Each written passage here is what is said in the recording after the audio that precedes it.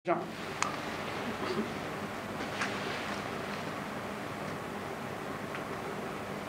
nga bëgg sa waay mel du ko mel sa waay moo koy mel.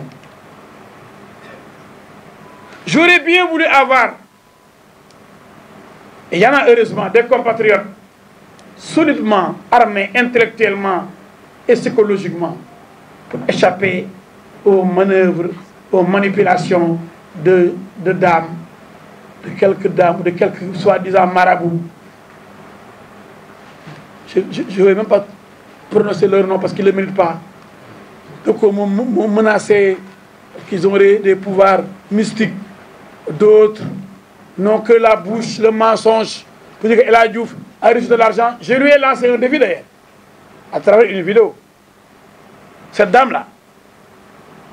Et il y a un certain Yékini Fitna qui a répondu pour moi. Cette dame, si elle a une preuve, si elle l'avait, elle aurait balancé depuis longtemps. Combien d'argent j'aurais reçu de Yaya?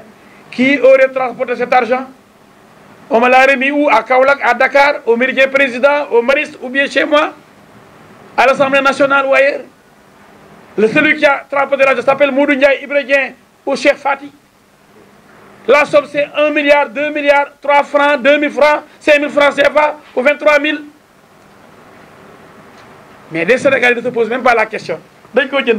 Des gens me sont allés à la télévision pour m'insulter dans des émissions programmées pour insulter El Hadji Diouf. On amène des femmes, toujours des femmes. J'aime bien les femmes. J'aime ma mère et mes femmes. J'ai 3 épouses, je suis polygame. J'aime les femmes. Et j'ai que des filles presque. Je n'ai que des filles presque. Machallah. Mais c'est plus facile de manipuler peut-être les femmes qui sont peut-être moins résistantes. Mais en tout cas, il y a aussi une femme qui est une grande manipulatrice, hors pair, qui est aux États-Unis, qui a les moyens d'inonder le monde de mensonges. Mais malheureusement, il y a aussi les gens qui reçoivent, qui mangent, qui consomment ce qu'elle dit. Une grande menteuse, doublée de, je l'avais dit, je ne vais pas revenir sur ce terme par respect pour les femmes. Mais quand on se vend, on peut penser que tout le monde se vend pour parler. Quand on se vend pour vivre. Quand quelqu'un qui parle, on dit, oh, on l'a acheté. Parce que nit ni mel rek les fonds non la ñëpp mel. Nit ñu ne ni mel les fonds ni non la ñëpp mel. Olof Njaay mu ne wax ju bon dëkkul fa mu jëm fi mu jógee la dëkk. C'est celle ou celui qui pense que j'ai acheté qui est capable d'être acheté parce qu'elle pense ou il pense comme ça. Quand on a cet état d'esprit, c'est-à-dire si on donne des milliards tout de suite, vous transhumez, vous allez dire des choses, c'est pas El Hadji Diouf. J'étais ministre, je n'ai fait que 7 mois dans ce gouvernement. Les gens ne se sont jamais posé la question de savoir pourquoi je n'ai pas duré dans le gouvernement d'Abdoulaye Wade. Parce que dans un gouvernement, il y a des gens qui disent ce qu'ils pensent et on les écarte. Ceux qui sont des bénéfices, ils ne bougent jamais. Ils sont éternellement ministres.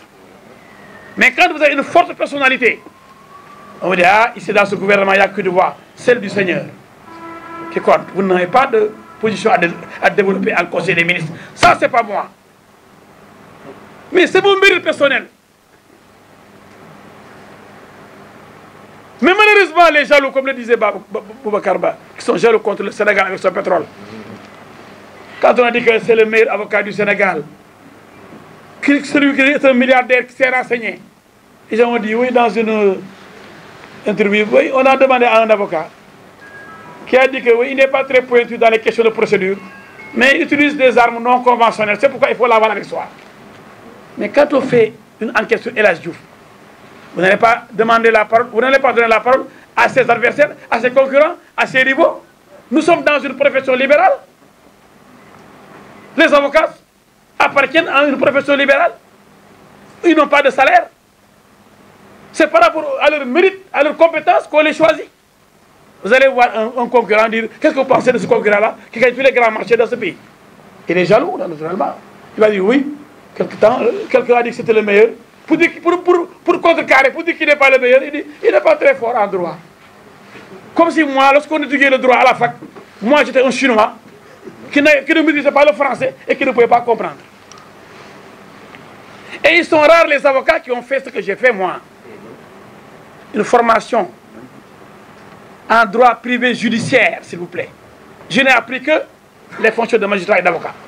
Les autres ont fait affaires, administration publique, relations internationales. Moi, j'ai appris la fonction d'avocat à l'université. Droit privé, option judiciaire. Droit donc question de procédure judiciaire.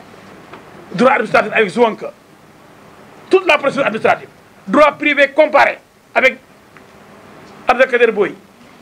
Droit pénal spécial. On vous apprend toutes les infractions une à une. Ceux qui disent ça n'ont même pas fait cette procédure, n'ont même cette formation de droit privé judiciaire. La procédure, c'est l'appel c'est 30 jours, l'opposition c'est 15 jours, l'assignation il faut 5 jours. Des questions qu'on apprend. Est-ce que quelqu'un qui n'est pas chinois, mais qui peut lire le français, peut ne pas comprendre la procédure en droit? Quelles sont les questions de procédure que je ne maîtrise pas? Est-ce que c'est écrit en anglais ou en japonais? Toute la procédure est le code de procédure pénale, code de procédure civile. Il suffit de savoir lire. Est-ce que moi je ne sais pas lire? Mais un journaliste va dire à la une. Un avocat, sous le sceau de l'anonymat, dit qu'il n'est pas très féru sur les questions de procédure. Mais il utilise des armes non conventionnelles. C'est de la lâcheté. Les chiens aboient, la caravane passe. Et quand Franck Timis vient au Sénégal, dit que je vais choisir le meilleur avocat, je ne le connaissais pas. Mais il a dû se renseigner pour ne pas jeter ses milliards comme ça à la poubelle. Il s'est renseigné. Il s'est renseigné pour mettre des milliards ici pour chercher le pétrole et le gaz. Mais dès lors qu'il m'a choisi, hop, levé de bouclier. Ah, xamul li muy wax mënul dara jàngul la lu ma jàng man chinois la jàng wala mathématique. Mais danañuy dee rek milliards yi bu ñëwee ma encaissé jàpp sama ñaam di la xool ñoom ñu wut problème mu ndékki wala añ di ko am. mais sol yére rafet dañu am luy sol sax ñuy bëgg a dee. je termine.